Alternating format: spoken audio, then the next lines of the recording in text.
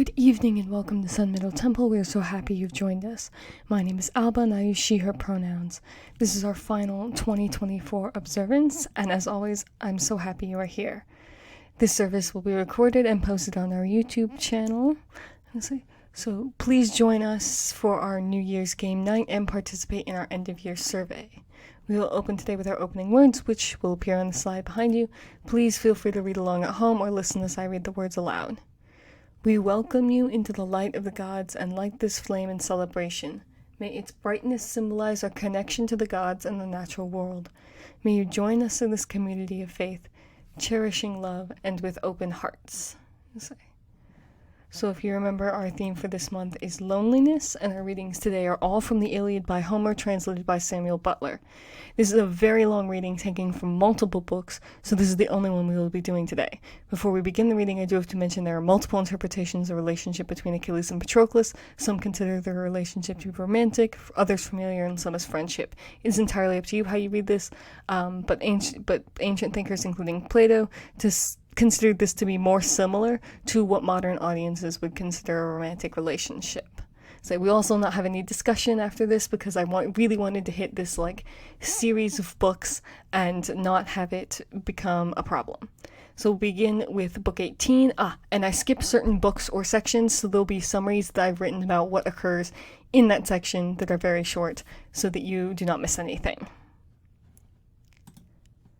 So yes, now we'll begin with book 18 of the Iliad. Thus then did they fight as it were a flaming fire. Meanwhile the fleet runner Antilochus, who had been sent as a messenger, reached Achilles, and found him sitting by his tall ships, and boding that which was indeed too surely true. Alas, he said to himself in the heaviness of his heart, why are the Achaeans again scouring the plains and flocking towards the ships? Heaven grant the gods be not now bringing that sorrow upon me of which my mother Thetis spoke, saying that while I was yet alive, the bravest of the Myrmidons should fall before the Trojans and see the light of the sun no longer. I fear the brave son of Menoetes has fallen, through his own daring, and yet I bade him return to the ships as soon as he had driven back those that were bringing fire against them, and not join battle with Hector. As he was thus pondering, the son of Nestor came up to him and told his sad tale, weeping bitterly the while. Alas, he cried, son of noble Pallas, I bring you bad tidings that would indeed that they were untrue. Patroclus has fallen, and a fight is raging about his naked body, for Hector holds his armor. A dark cloud of grief fell upon Achilles as he listened. He filled both hands with dust off the ground and poured it over his head, disfiguring his comely face and letting the refuse settle over his shirt, so fair and new. He flung himself down, all huge and hugely at full length, and tore his hair with his hands. The bondswoman whom Achilles and Patroclus had taken captive screamed aloud for the grief, beating their breasts and with their limbs flailing for them sorrow. Antilochus bent over him the while, weeping and holding both his hands as he lay groaning, for he feared that he might plunge a knife into his own throat. Then Achilles gave a loud cry, and his mother heard him as she was sitting in the depths of the sea by the old man her father, whereon she screamed, and all the daughters of Nereus that dwelt at the bottom of the sea came gathering round her. There was Glauce, Thalia, Cymodece, Nesaea, Speo, Tho, dark-eyed Hali, Samotho, Actaea, Limenorea, Melite, Lyra, Amphitho, and Agave, Doto, Proto, Pherusa, and Dynamene, Dexamene, Aphinome, Callianiere, Doris, Panope, and the famous Sinem Galatea, Nemertes, Apsuedis, and Calinessa. There were also Clymene, Laniera, and Ionessa, Myera, Oreithaia, and Amathia, of the lovely locks, whilst other Nereids who dwell in the depths of the sea. The crystal cave was filled with their multitude, and they all beat their breast while Thetis led them in their lament. "Listen," she cried, "sisters, daughters of Nereus, that you may hear the burden of my sorrows. Alas, woe is me! Woe in that I have borne the most glorious of offspring. I bore him fair and strong, hero among heroes, and he shot up as a sapling. I tended him as a plant in a goodly garden, and sent him with his ships to Ilus to fight the Trojans. But never shall I welcome him back to the house of Peleus. So long as he lives to look upon the light of the sun, he is in heaviness, and though I go to him, I cannot help him. Nevertheless I will go, that I may see my dear son, and learn what sorrow has befallen him, though he is still holding aloof from battle." She left the cave as she spoke, while the others followed weeping after, and the waves opened a path before them. When they reached the rich plain of Troy, they came up out of the sea in a long line to the sands, at the place where the ships of the Myrmidons were drawn up in close order round the tents of Achilles. His mother went up to him as he lay groaning. She laid her hand upon his head and spoke piteously, saying, "My son, why are you thus weeping? What sorrow has now befallen you? Tell me, hide it not from me. Surely Jove has granted you the prayer you made him when you lifted your hands and besought him that the Achaeans might all of them be pent up at their ships, and rue it bitterly in them that you were no longer with them." Achilles groaned and answered, "Mother, Olympian Jove has indeed vouchsafed me the fulfillment of my prayer. But what boots it to me, seeing that my dear comrade Patroclus has fallen, he whom I valued more than all others and loved dearly as my own life? I have lost him. I and Hector, when he had killed him, stripped the wondrous armor, so glorious to behold, which the gods gave to Peleus when they laid you in the couch of a mortal man. Would that you were still dwelling among the immortal sea nymphs, and that Peleus had taken to himself some mortal bride. For now you shall have the infinite grief by reason of the death of that son whom you can never welcome home. Nay, I will not live, nor go about among mankind, unless Hector fall by my spear, and thus pay me for having slain Patroclus, son of Menœtius." Thetis wept, and answered, "Then, my son, is your end near at hand? For your own death awaits you full soon after that of Hector." Then said Achilles in his great grief, "I would die here and now, in that I could not save my comrade. He has fallen far from home, and in his hour of need my hand was not there to help him. What is there for me? Return to my own land I shall not. And I have brought no saving neither to Patroclus nor to my other comrades, of whom so many have been slain by mighty Hector. I stay here by my ships, a bootless burden upon the earth, I, who in fight have no peer among the Achaeans, though in council there are better than I. Therefore perish strife both from among gods and men, and anger, wherein even a righteous man will harden his heart, which rises up in the soul of a man like smoke, and the taste thereof is sweeter than drops of honey. Even so has Agamemnon angered me, and yet so be it, for it is over. I will force my soul to subjection as I needs must. I will go, I will pursue Hector who has slain him whom I love so dearly, and will then abide my doom when it may please Jove and the other gods to send it. Even Hercules, the best loved of Jove, even he could not escape the hand of death, but fate and Juno's fierce anger laid him low, as I too shall lie when I am dead, if a like doom awaits me. Till then I win fame, and will bid Trojan and Dardanian women wring tears from their tender cheeks with both their hands, in the grievousness of their great sorrow. Thus shall they know that he who has held aloof so long will hold aloof no longer. Hold me not back, therefore, in love you bear me, for you shall not move me." Then silver-footed Thetis answered, "My son, what you have said is true. It is well to save your comrades from destruction, but your armor is in the hands of the Trojans. Hector bears it in triumph upon his shoulders. Full well I know that his vaunt shall not be lasting, for his end is close at hand.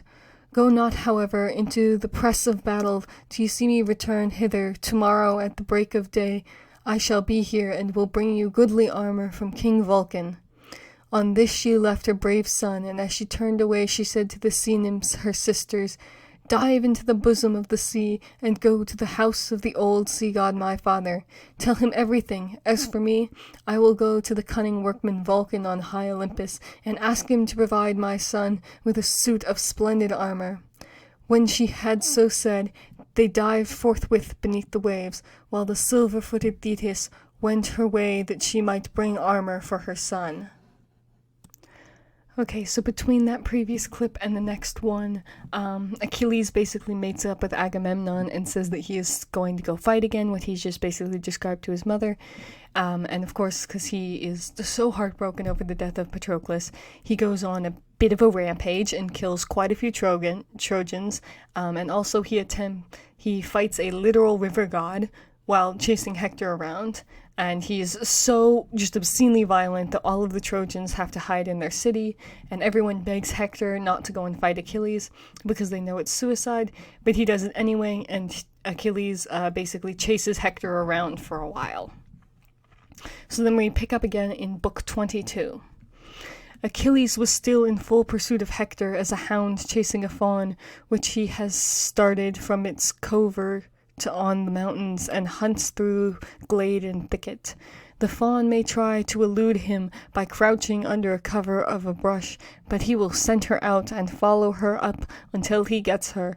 Even so, there was no escape for Hector from the fleet son of Peleus. Whenever he made a set to get near the Dardanian gates and under the walls, that his people might help him by showering down weapons from above, Achilles would gain on him and head him back towards the plain, keeping himself as always on the city side. As a man in a dream who fails to lay hands upon another whom he is pursuing, the one cannot escape, nor the other overtake. Even so, neither could Achilles come up with Hector, nor Hector break away from Achilles. Nevertheless, he might even yet have escaped death, had not the time come when Apollo, who thus far had sustained his strength and nerved his running, was now no longer to stay beside him. Achilles made signs to the Achaean host that shook his head to show that no man was to aim a dart at Hector, lest another might win the glory of having hit him, and he might himself come in second. Then at last, as they were nearing the fountains for the fourth time, the father of all balanced his golden scales and placed a doom in each of them, one for Achilles and the other for Hector. As he held the scales by the middle, the doom of Hector fell down deep into the house of Hades, and then Phobos Apollo left him. Thereon Minerva went close to the son of Peleus and said, "Noble Achilles, favored of heaven, we too shall surely take back the ships by a triumph for the Achaeans by slaying Hector for all his lust of battle. Do what Apollo may as he lies groveling before his father, Aegeus-bearing Jove. Hector cannot escape us longer. Stay here and take breath while I go up to him and persuade him to make a stand and fight you." Thus spoke Minerva. Achilles gladly obeyed her gladly, and stood still leaning on his bronze-pointed ashen spear, while Minerva left him and went after Hector in the form and with the voice of Deiphobus. She came close to him and said, "Dear brother, I see you are hard pressed by Achilles, who is chasing you at full speed round the city of Priam. Let us await his onset and stand our defense." And Hector answered, "Phobos, you have always been dearest to me of all my brothers, children of Hecuba and Priam, but henceforth I shall rate you more highly, inasmuch as you have ventured outside the wall for my sake, when all the others remain inside." Then Minerva said, "Dear brother, my father and mother went down on their knees and implored me, as did all my comrades, to remain inside. So great a fear has fallen upon them. But I was in agony of grief when I beheld you. Now, therefore, let us two make a stand and fight, and let there be no keeping our spears in reserve, that we may learn whether Achilles shall kill us and bear off our spoils to the ships, or whether he shall fall before you." Thus did Minerva inveigle him by her cunning, and when the two were now close to one another, great Hector was first to speak. "I will no longer fly, you son of Peleus. said he, as I have been doing hitherto. 3 times have I fled around the mighty city of Priam without daring to withstand you. But now let me either slay or be slain, for I am in the mind to face you. Let us then give pledges to one another by our gods, who are the fittest witnesses and guardians of all covenants. Let it be agreed between us that if Jove vouchsafes me the longer I stay, and I take your life, I am not to treat your dead body in any unseemly fashion. But when I have stripped you of your armor, I am to give up your body to the Achaeans, and you do likewise. Achilles glared at him and answered, Fool! Prate not to me about covenants. There can be no covenants between men and lions, wolves and lambs, can never be of one mind, but hate each other out and out, all through. Therefore there can be no understanding between you and me, nor may there be any covenants between us till one or the other shall fall, and glut grim Mars with his life-blood. Put forth all your strength. You have need now to prove yourself indeed a bold soldier and a man of war. You have no more chance, and Pallas Minerva will forthwith vanquish you by my spear. You shall now pay me in full for the grief you have caused me on account of my comrades whom you have killed in battle.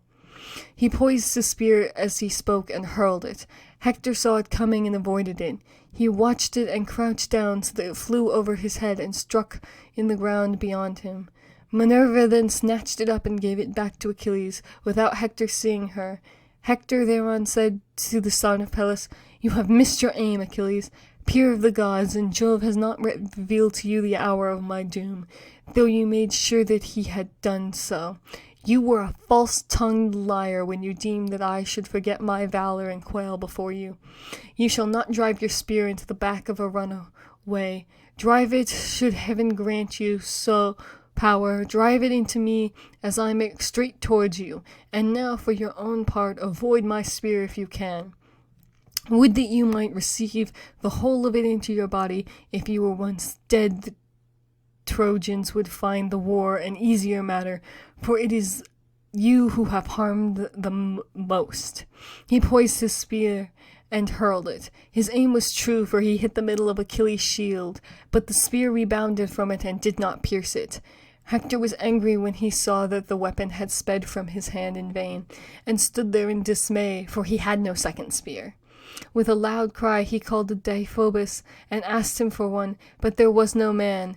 And then he saw the truth and said to himself, Alas, the gods have lured me to my destruction. I deemed that the hero Deiphobus was by my side, but he is within the wall, and Minerva has inveigled me. Death is now indeed exceedingly near at hand, and there is no way out of it. For so Jove and his son Apollo, the far darter, have willed it. Though heretofore they have been ever ready to protect me, my doom has come upon me. Let me not then die ingloriously and without a struggle, but let me first do some great thing that shall be told among men hereafter. As he spoke, he drew the keen blade that hung so great and strong at his side, and gathering himself together, he sprang on Achilles like a soaring eagle, which swoops down from the clouds onto some lamb or timid hare. Even so did Hector brandish his sword and spring upon Achilles. Achilles, mad with rage, darted towards him, his wondrous shield before his breast, and his gleaming helmet, made with 4 layers of metal, nodding fiercely forward. The thick tresses of gold with which Vulcan had crested the helmet floated around it, and as the evening star that shines brighter than all others through the stillness of the night, even such was the gleam of the spear which Achilles poised in his right hand, fraught with the death of noble Hector. He eyed his fair flesh over and over to see where he could best wound it, but all was protected by the goodly armor of which Hector had spoiled Patroclus after he had slain him, save only the throat, where the collar bones divide the neck from the shoulders. And this is the most deadly place. Here then did Achilles strike him as he was coming on towards him, and the point of his spear went right through the fleshy part of his neck, but it did not sever his windpipe so that he could still speak. Hector fell headlong, and Achilles vaunted over him, saying, Hector, you deemed that you should come off scatheless when you were spoiling Patroclus, and I recked not of myself, who was not with him. Fool that you were, for I, his comrade, mightier far than he, was still left behind him at the ships, and now I have laid you low.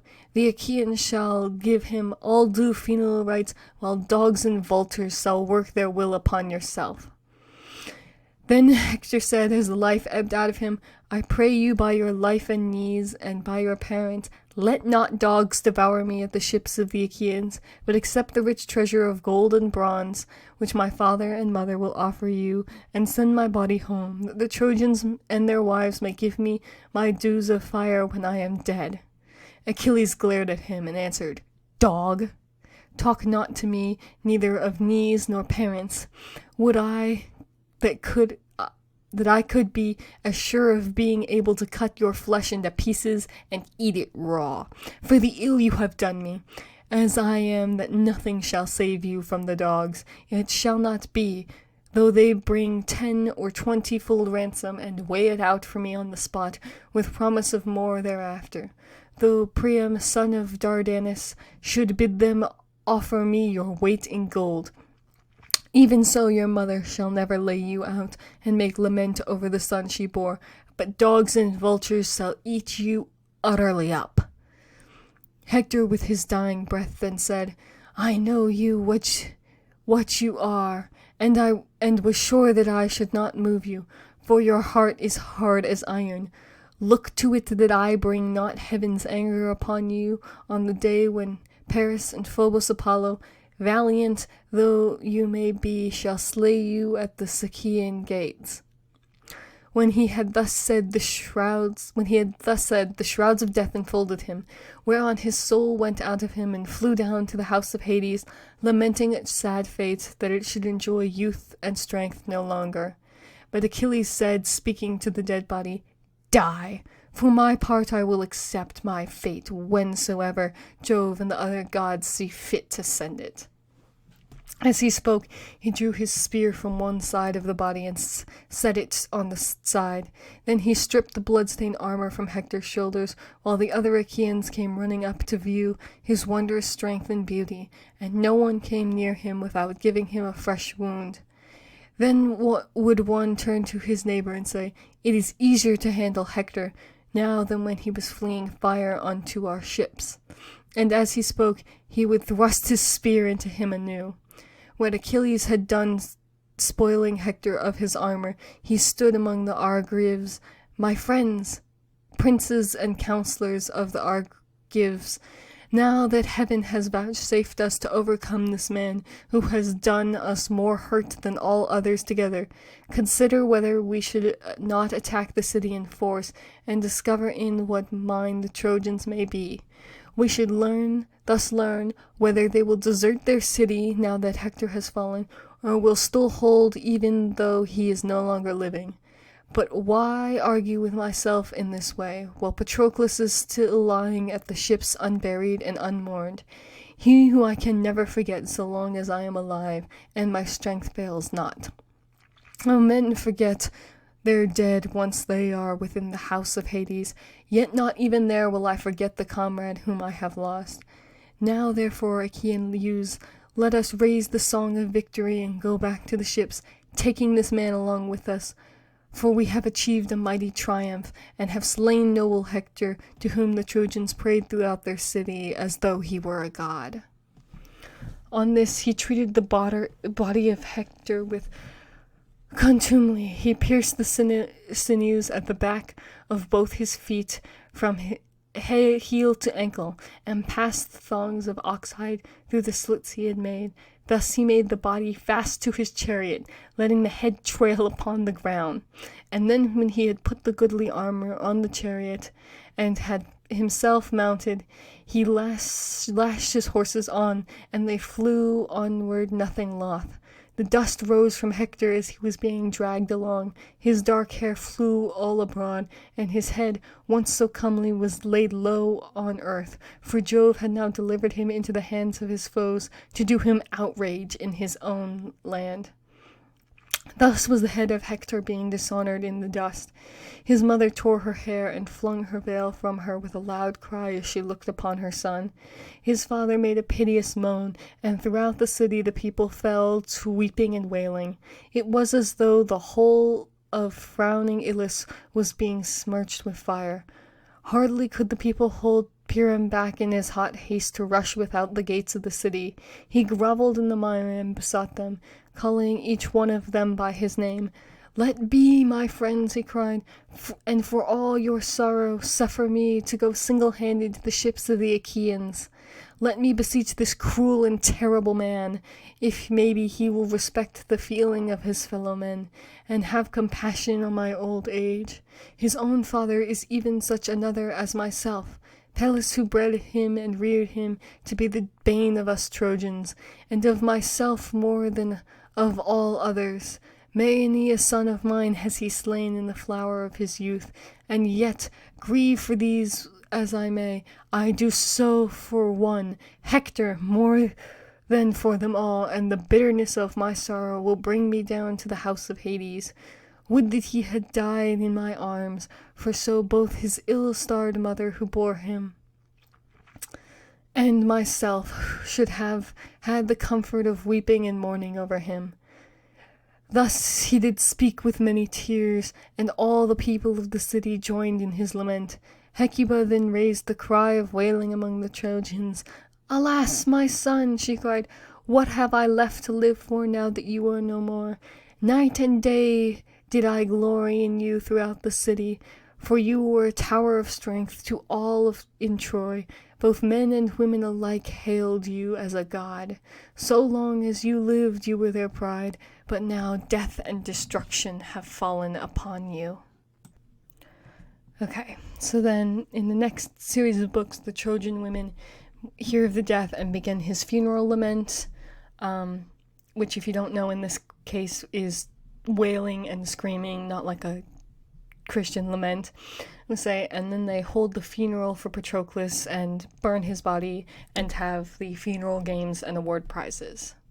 So then we'll pick up again in book 24 after the funeral games. The assembly now broke up, and the people went their ways to each to his own ship. There they made ready their supper, and then bethought them of the blessed boon of sleep. But Achilles still wept for thinking of his dear comrade, and sleep, before whom all things bow, could take no hold upon him. This way and that he did turn as he yearned after the might and manfulness of Patroclus. He thought of all they had done together, and all they had gone through, both on the field of battle and on the waves of the weary sea.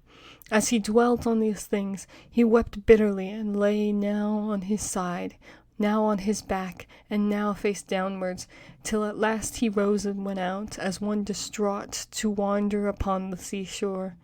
Then when he saw dawn breaking over beach and sea, he yoked his horses to the chariot, and bound the body of Hector behind it, that he might drag it about. Thrice did he drag it around the tomb of the son of Menoetus, and then went back to his tent, leaving the body on the ground, full length, with its face downward. But Apollo would not suffer it to be disfigured, for he pitied the man, dead though he now was. Therefore he shielded him with his golden Aegeus continually, that he may take no hurt while Achilles was dragging him.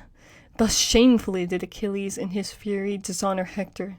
But the blessed gods looked down in pity from heaven, and urged Mercury, slayer of Argus, to steal the body. All were of this mind, save only Juno, Neptune, and Jove's grey-eyed daughter, whom persisted in the hate which they had ever borne towards Ilus with Priam and his people. For they forgave not to the wrong done to them by Alexandrus in disdaining the goddesses who came to him when he was in his sheepyards, and preferring her who had offered him a wanton to his ruin. When therefore the morning of the 12th day had now come, Phobos Apollo spoke among the immortals, saying, "You gods ought to be ashamed of yourselves. You are cruel and hard-hearted. Did not Hector burn you thigh bones of heifers and of unblemished goats?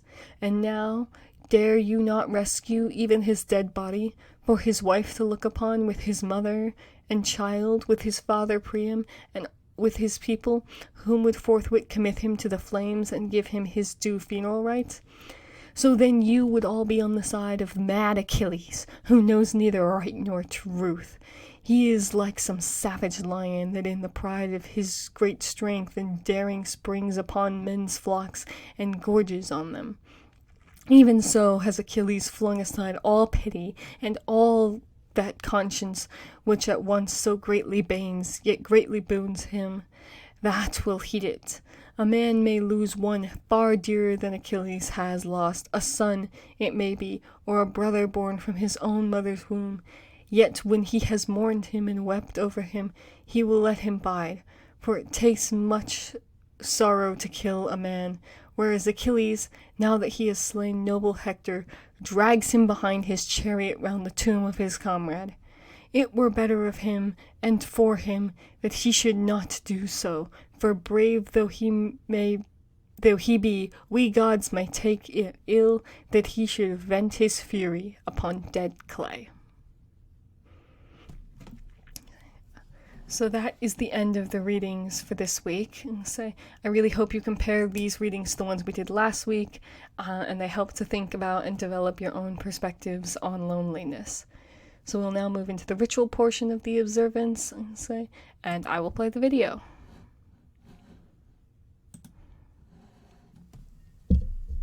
We leave this offering for our gods to symbolize our connection and devotion. We gift this rock to symbolize the stability of the gods in our world. We gift this water to accept the flow of our lives.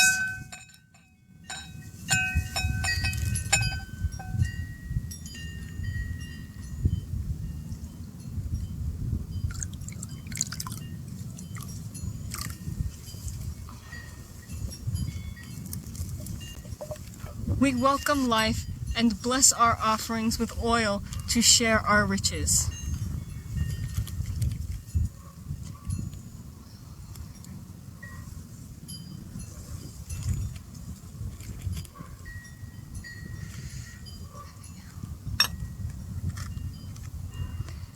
We embrace our connection to each other and the world and celebrate our revival. So now we will close with our closing words, and as always, you're free to listen as I read the words aloud or read them aloud alongside me. As we move out into the world, let us remember our community of faith. Cherish love and open your heart as you walk through life. Hold dear the light of the gods and our connection with the natural world. Go forth in celebration and carry the light of connection within your heart. And also as another reminder, please fill out all of our end of year information and surveys. We'd love any information that you can provide. All right, thank you.